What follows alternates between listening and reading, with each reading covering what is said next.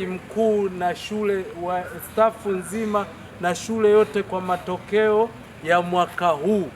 Hongereni sana sana sana. Kwa niaba ya madiwani wenzangu wa halmashauri ya Nsimbo, tunawapongeza sana na tunawaahidi tutakuwa bega kwa bega na nyie kuhakikisha mnafaulu zaidi. Hata zile 3 chache sasa ziishe, twende kwenye 1. Hapo vipi? Kwa sababu kwa dunia ya leo mtoto wa kike au mwanamke anaweza akafanya lolote. Ndio maana Tanzania tuna rais wetu mpendwa Dr. Samia Suluhu Hassan, lakini mkoa wa Katavi tuna mkuu wa mkoa Mwanamvua Hoza Mlindoko, ni mwanamke. Tuna mkuu wa wilaya mama yetu Jamila Yusufu Kimaro, mwanamke. Tuna mkurugenzi wa halmashauri ya Nsimbo, ni mwanamke. Lakini tuna mbunge wa jimbo la Nsimbo mama yetu Ana Lupembe, ni mwanamke.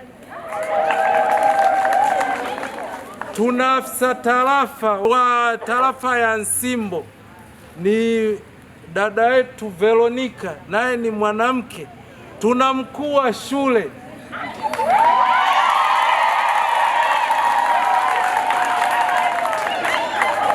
na tuna head girl na msaidizi wake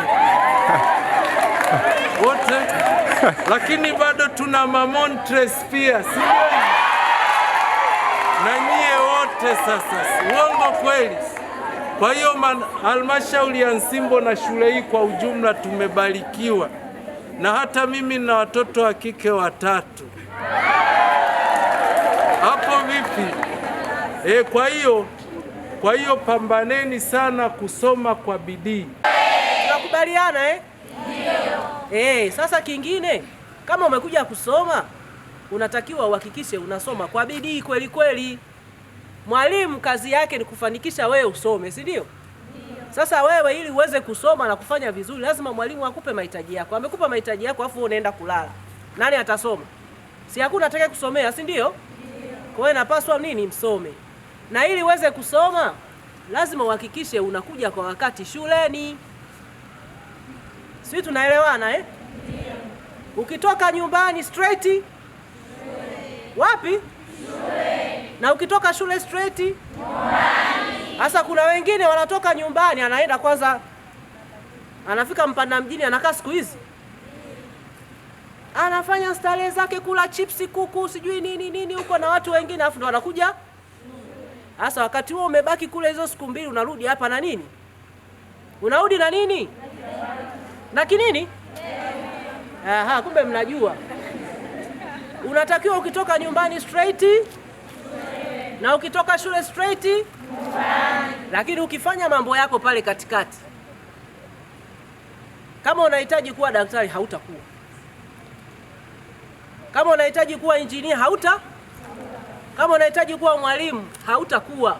Na walimu wetu, cha kwanza kabisa napenda kuwashukuru kwa hiki mlichokijalia, kwa sababu kina faida nyingi.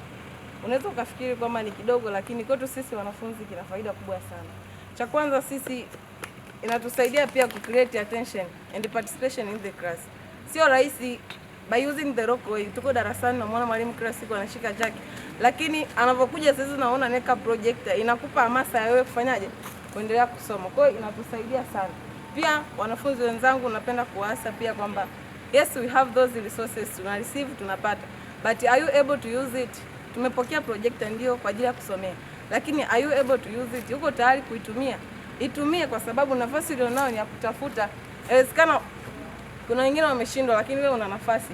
What are you doing? Just try to do it in excellence, kwa sababu ukizembea, nafasi uliyokuwa nayo ukiipoteza hauwezi kuipata tena. So try to do it in excellence. Whatever you do, do it in excellence. Thank you for that. Kwa niaba ya wanafunzi wenzangu, natoa shukrani zetu za dhati kwa ajili ya kutujali na kutaka kutushauri. Tunasema asante na tunawashukuru sana.